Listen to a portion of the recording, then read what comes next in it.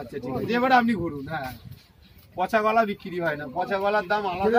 আমার একটু রং আছে, আমার রঙের ব্যাপারে ওরকম এখানে পচা গলা জিনিস রাখা হয়, বুঝতে পারে না। কাঁকড়া দিয়ে দাও, কত বললে কাঁকড়াটা? 200 টাকা বলে দিচ্ছি আপনাকে, 250 টাকা 200 বলে দিচ্ছি। ওইখানে এক এক জায়গায় এক এক রকম দাম। এক এক জায়গায় আমি তো সামনেই থাকি, তো আমি তো জানি তো। হেভি টেস্ট হবে। এত বড় পুলি নিয়ে যেতে না, আমি তো কালকে চলে যাবো। রস হবে, গাড়ি হবে।